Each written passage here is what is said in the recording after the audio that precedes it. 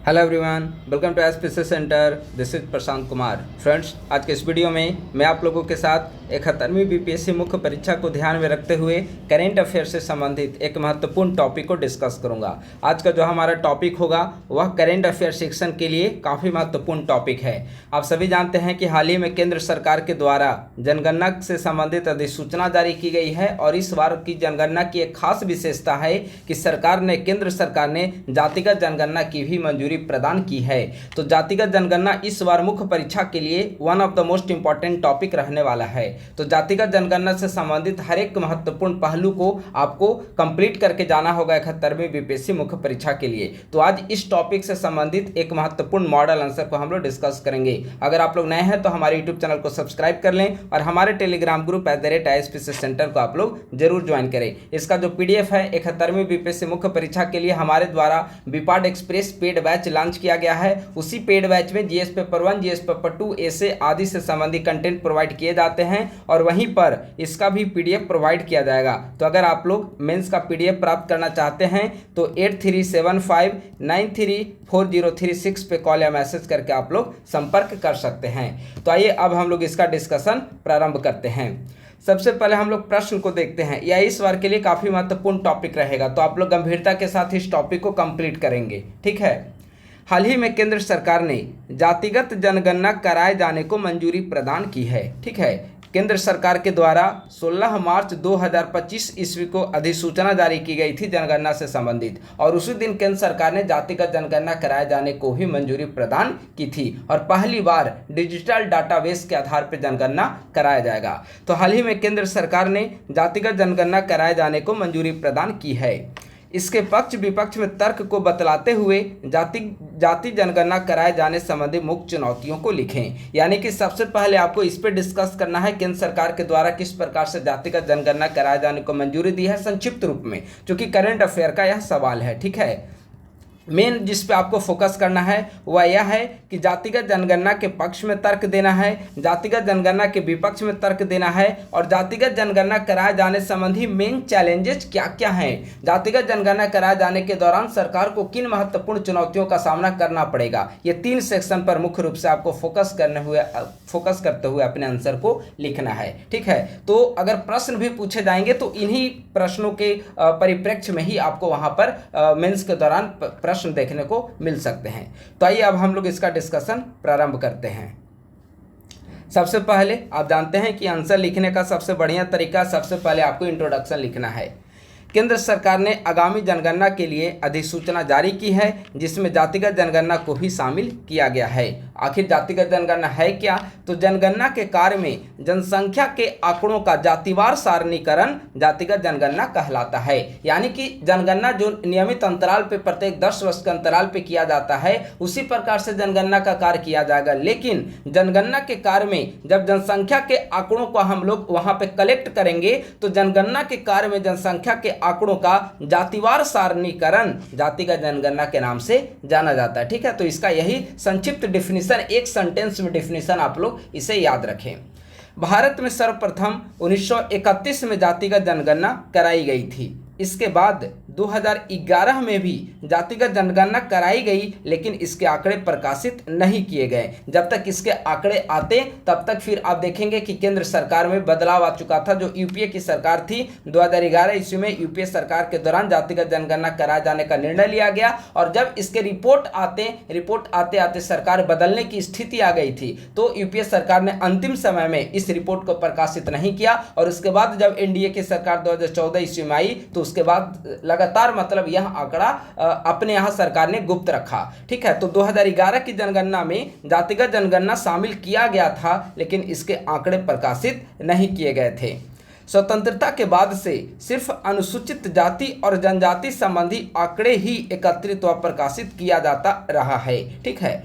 ऐसा नहीं है कि जो जातिगत जनगणना है उसमें आप देखेंगे कि शेड्यूल कास्ट के आंकड़े प्रकाशित किए जाते हैं, शेड्यूल ट्राइब्स के आंकड़े प्रकाशित किए जाते हैं, लेकिन इसके अलावा जो अन्य वर्ग हैं उसके आंकड़े प्रकाशित नहीं किए जाते हैं। तो स्वतंत्रता के बाद से ही आप देखेंगे कि एससी कास्ट हो, एसटी कास्ट हो, शेड्यूल कास्ट अनुसूचित जाति हो या फिर अनुसूचित जनजाति, इनसे संबंधित आंकड़े प्रकाशित किए जाते हैं, एकत्रित किए जाते हैं, लेकिन ओबीसी वगैरह, ओबीसी जनरल कैटेगरी, ये सब का आंकड़ा आपको कहीं पर नहीं दिखता था। ठीक है, लेकिन केंद्र सरकार ने 16 जून 2025 को जनगणना के लिए अधिसूचना जारी की है, जिसमें जनगणना और जातिगत जनगणना का कार्य 2027 में 2 चरणों में पूरा किए जाने का लक्ष्य रखा है। ऊपर हमने इंट्रोडक्शन के दौरान 16 मार्च 2025 से बता दिया था, ठीक है, तो वह गलत है। 16 जून 2025 को केंद्र सरकार ने मंजूरी प्रदान की है, अधिसूचना जारी की थी जनगणना से संबंधित। ठीक है, तो यह जो जनगणना होगा वह इस जनगणना में 2 तरह के आंकड़े आएंगे, एक जो सामान्य जनगणना हर बार होता है हर 10 वर्ष की तुलना में,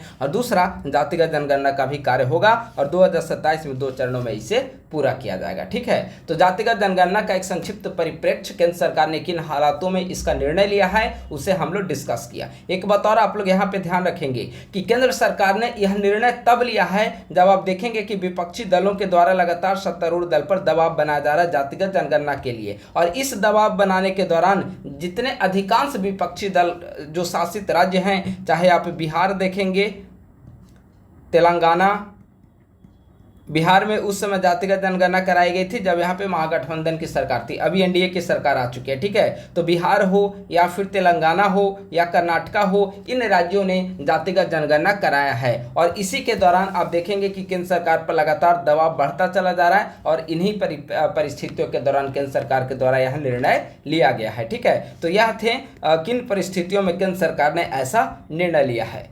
अब सवाल है कि जातिगत जनगणना के पक्ष में आपको तर्क देना है, विपक्ष में तर्क देना है, और फिर उसके बाद मुख्य चुनौतियों को बताना है। तो हम लोग आगे डिस्कस करें उससे पहले एक संक्षिप्त नोटिस आप सभी के लिए है। 71वीं बीपीएससी मुख्य परीक्षा के लिए हमारी टीम ISPC सेंटर के द्वारा मुख्य परीक्षा पेड बैच को लॉन्च किया गया है। इस पेड बैच का नाम दिया गया है बीपाड एक्सप्रेस। ठीक है, इसके अंतर्गत GS पेपर 1, GS पेपर 2 और ऐसे तीनों सेक्शन को कंप्लीट किया जा रहा है। वीकली टारगेट प्रोवाइड किए जाते हैं, और वीकली टारगेट के अकॉर्डिंग फिर एक सप्ताह में करीब 10-15 टॉपिक को फिनिश करने का टारगेट रखा जाता है।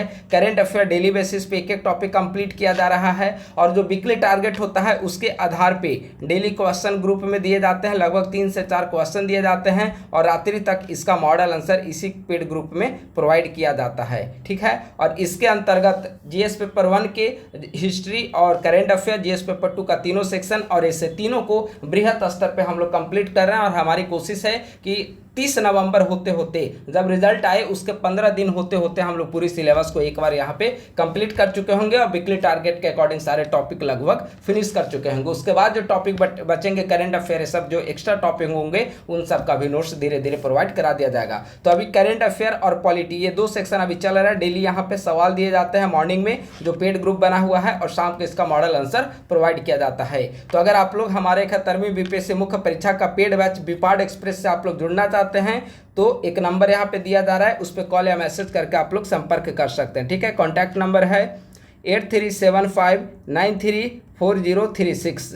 इस पे आप लोग कॉल या मैसेज करके आप लोग संपर्क कर सकते हैं। और अगर डायरेक्ट आप लोग पेड ग्रुप पे जुड़ना चाहते हैं तो पेड ग्रुप का चार्ज है 1199। GS पेपर 1, GS पेपर 2 और ऐसे तीनों इसमें शामिल हैं। और यह नंबर गूगल पे, फ़ोनपे, पेटीएम तीनों जगह अवेलेबल है। इसी नंबर पर आप लोग मैसेज करके, यही व्हाट्सएप नंबर भी है, इसे पे आपको पेमेंट का स्क्रीनशॉट भेज देना है, आपको पेड ग्रुप का लिंक दे दिया जाएगा, और आप लोग ग्रुप ज्वाइन करके अपनी कंटिन्यूअस स्टडी प्रारंभ कर सकते हैं। ठीक है, तो यह है संक्षिप्त में पेड बैच के बारे में जानकारी। इसमें लगभग GS पेपर 1 और GS पेपर 2 के 150 प्लस में मॉडल आंसर आपको प्रोवाइड किए जाएंगे। यह संख्या 150 से अधिक हो जाएगी। अभी तक मेरे ख्याल से 30 को प्रोवाइड करा दिया गया है। ठीक है, करेंट अफेयर डेली बेसिस पे कंप्लीट किया जा रहा है। ऐसे में लगभग 35-40 ऐसे जो होंगे उसको महत्वपूर्ण टॉपिक उसे कवर किया जाएगा। बिहार स्पेशल जो लोकोक्तियाँ आती है उसे भी इसमें कवर किया जाएगा। और प्रत्येक ऐसे जो है 6-7 पेज में हैंड रिटन फॉर्मेट में होगा। सारे हैंड रिटन फॉर्मेट में नोट्स अवेलेबल होंगे। ठीक है, तो आप लोग कॉल या मैसेज करके क्वेरी के लिए नंबर है उस पर आप लोग संपर्क कर सकते हैं। अब आइए हम लोग डायरेक्ट सवाल पे आते हैं कि जातिगत जनगणना के पक्ष में तर्क देना है, विपक्ष में तर्क देना है और महत्वपूर्ण चुनौतियों को बताना है। ठीक है। पिछले कुछ महीनों या वर्षों में कई राज्यों ने जातिगत सर्वेक्षण से जुड़े आंकड़े जारी किए हैं जिनमें अनेक विसंगतियां देखने को मिली है। ऐसे में सभी जातियों की एक एकीकृत राष्ट्रीय डेटाबेस का होना आवश्यक है। केंद्र सरकार ने आखिर क्यों लिया निर्णय कि जातिगत जनगणना कराएंगे? केंद्र सरकार पहले भी यह निर्णय ले सकती थी, तो अभी क्यों ऐसा निर्णय केंद्र सरकार के द्वारा लिया गया? क्योंकि आप देखेंगे कि विगत 2-3 वर्षों के दौरान कई सारे राज्यों ने जातिगत जनगणना के आधार पर अपने आंकड़े प्रकाशित किए हैं। अभी हमने बताया बिहार सरकार ने आंकड़े प्रकाशित किए, तेलंगाना ने, कर्नाटक ने, इन सारे राज्यों ने अपने आधार पर जाति आधारित जनगणना को कराया है। और जाति आधारित जनगणना जो कराया है वहां पर डेटा से संबंधित अनेक विसंगतियां देखने को मिल रही है। प्रत्येक राज्य में अलग अलग डेटा अगर देखने को मिलेगी तो कोई भी नीति निर्माण होगा तो वहां पर चुनौतियां देखने को मिलेगी। इसीलिए केंद्र सरकार के द्वारा ऐसा डिसीजन लिया गया ताकि एक एकीकृत राष्ट्रीय डेटाबेस का निर्माण किया जा सके, जहां पर एक कलेक्टिव डेटा एकत्र हो और उसी के आधार पर सारे डिसीजन लिए जा सके। तो जातिगत जनगणना कराए जाने का के पक्ष में एक काफी महत्वपूर्ण या सटीक पॉइंट है। दूसरा पॉइंट है सटीक जातिगत डेटा वास्तव में साक्ष्य आधारित नीति निर्माण, कल्याणकारी योजनाओं का लक्षित समूहों तक लाभ पहुंचाने और संसाधनों का न्यायसंगत तरीके से आवंटन करने हेतु अत्यंत आवश्यक है।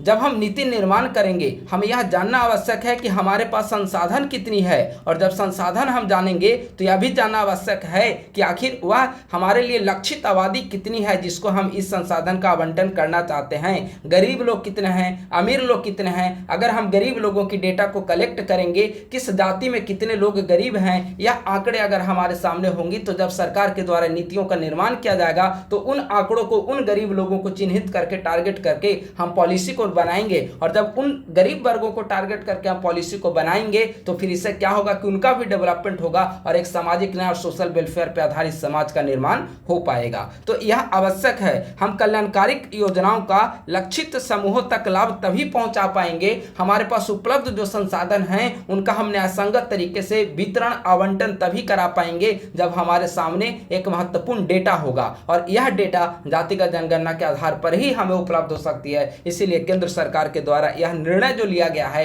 काफी महत्वपूर्ण है। तो जातिगत जनगणना के पक्ष में दूसरा तर्क हो गया। तीसरा पॉइंट आर्टिकल 340। अब हम लोग कुछ संवैधानिक पहलुओं की ओर बढ़ रहे हैं।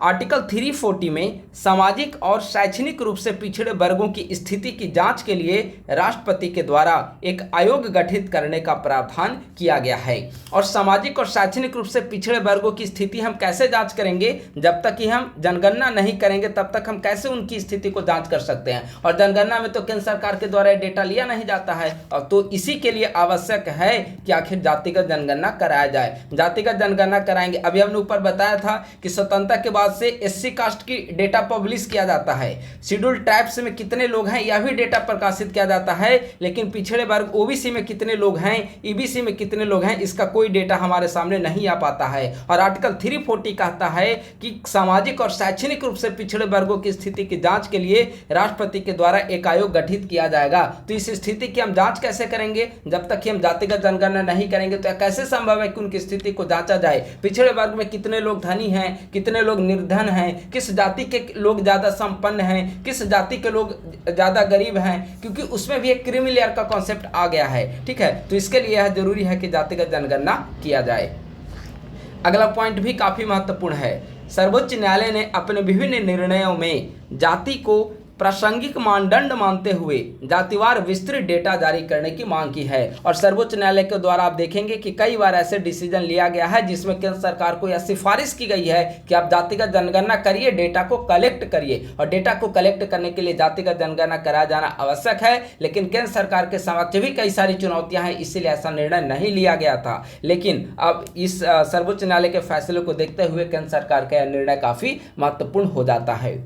अगला पॉइंट है जातिगत जनगणना से प्राप्त डेटा के आधार पर ओबीसी और अन्य समूहों के उप वर्गीकरण में मदद मिल सकेगी। कैसे हम यह जान पाएंगे कि ओबीसी वर्ग में कौन सी जो कास्ट है वह ज़्यादा संपन्न है, और अगर ज़्यादा संपन्न जाति कोई होगी तो ओबीसी में उनको हम आरक्षण का लाभ नहीं देंगे, और आरक्षण का लाभ जो ओबीसी में ही ज़्यादा जो गरीब जातियाँ होगी, कुछ ऐसे जातियाँ हैं जो ज़्यादा गरीब हैं जिनको आरक्षण का लाभ नहीं मिल पा रहा है ओबीसी में होते हुए भी, ठीक है, तो उनको ज़्यादा क्या होगा कि आरक्षण का लाभ दिया जा सकेगा ताकि ओबीसी में हर वर्ग बेहतर तरीके से डेवलप कर सके। ठीक है, तो ओबीसी में जातियों का उप वर्गीकरण करने में मदद मिलेगी जातिगत जनगणना से प्राप्त डेटा के आधार पर। इससे लाभों के न्यायसंगत वितरण को सुनिश्चित करने और जातियों के मध्य विद्यमान असमानताओं को दूर करने में सहायता मिलेगी। एक जाति के अंदर ही देखेंगे कि एक जाति के अंदर ही गरीब और अमीर का जो गैप है वह लगातार बढ़ता जा रहा है, और यह गैप हमें कैसे पता चलेगा कि गरीब कितने हैं उस जाति के अंदर और अमीर कितने हैं? इसके लिए जातिगत जनगणना करना पड़ेगा, और केंद्र सरकार के द्वारा इन्हीं सब चीजों को ध्यान में रखते हुए ऐसा निर्णय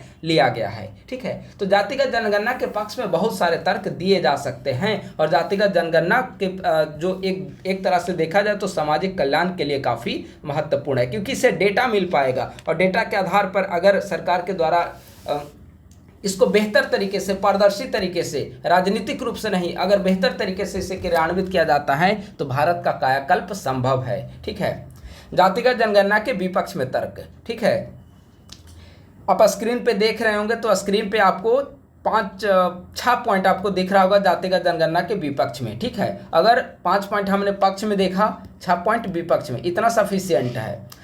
पहला विपक्ष में पॉइंट है सामाजिक समरसता का प्रभावित होना। इससे सामाजिक समरसता प्रभावित होगी। कौन सी बड़ी जातियां हैं, उच्च जातियां हैं, बड़ी जातियां फिर निम्न जातियों पर हावी होना चाहेगी, क्योंकि बड़ी जातियों को लगेगा हमारा आबादी ज़्यादा है, जब हमारी आबादी ज़्यादा है तो हम ज़्यादा रिप्रेजेंटेटिव की मांग करेंगे, हम अपने आप को ध्वंस दिखाने की कोशिश करेंगे, तो इससे क्या होगा कि सामाजिक समरसता प्रभावित होगी।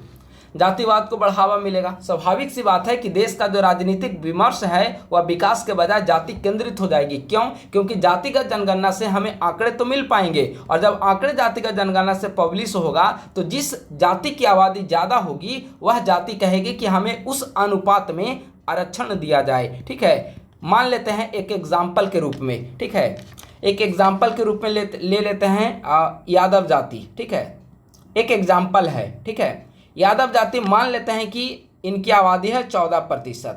ठीक है, इनको आरक्षण मिल रहा है 3%। भाई ये फिर इस बात के लिए डिमांड करेंगे कि जब हमारी आबादी पूरे बिहार में 14% है तो हमें सिर्फ 3% सीटें क्यों दी जा रही है? इनकी डिमांड आगे बढ़ जाएगी।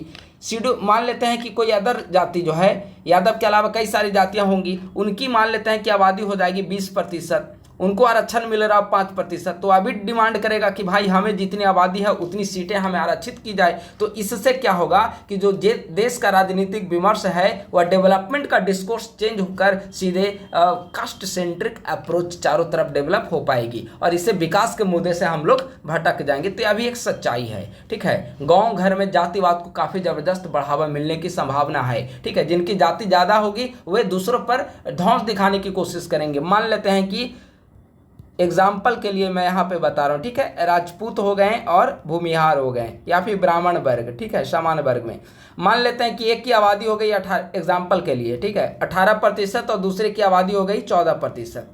तो ये डोमिनेट करने लगेंगे, सोचेंगे हमारी आबादी ज़्यादा है। हर राजनीतिक दल में हर जाति के लोग रहते हैं, और वे अन्य जाति के जो नेता हैं उनको पीछे छोड़ते हुए वे कब्जा जमाने की कोशिश करने लगेंगे, और समाज में भी इसको लेकर टेंशन देखने को मिलेगा। ठीक है, तो जातिवाद को काफ़ी ज़बरदस्त तरीके से बढ़ावा मिलेगा।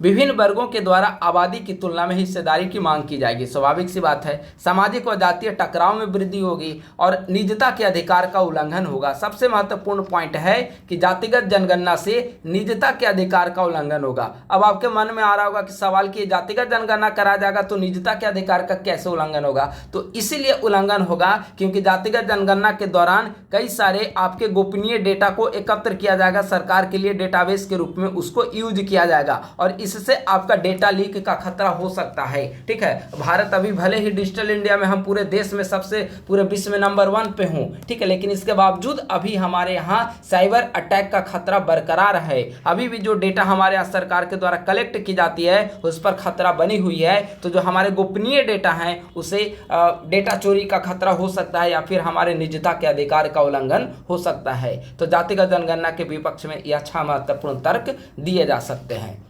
अब आइए कि आखिर जातिगत जनगणना कराए जाने के मार्ग में क्या क्या चुनौतियां हैं। ठीक है, हमने देखा कि जातिगत जनगणना के पक्ष में क्या तर्क हैं, विपक्ष में क्या तर्क हैं। तो अब हम लोग समझते हैं कि आखिर जातिगत जनगणना कराए जाने संबंधी चुनौतियां क्या क्या है, सरकार को किन महत्वपूर्ण चैलेंजेस का सामना करना पड़ेगा। उनमें सबसे महत्वपूर्ण पॉइंट है निजता से जुड़ी चिंताएं। अभी हमने ऊपर डिस्कस किया, डिजिटल माध्यम से जातिगत जनगणना एकत्र करना वस्तुतः डेटा सुरक्षा और निजता से जुड़ी गंभीर चुनौती को जन्म देता है, विशेषकर जहां पर डिजिटल साक्षरता कम हो, जैसे ग्रामीण क्षेत्रों में आप देखेंगे तो वहां पर हमारे लिए डिजिटल जो खतरा है निस्संदेह बरकरार है। हमारे डिजिटल माध्यम से जो जानकारियां एकत्रित की जा सकती है उससे डेटा चोरी का खतरा बना हुआ है और यह निजता से जुड़ी चिंताएं देश के समक्ष एक विमर्श का बिंदु बना हुआ है।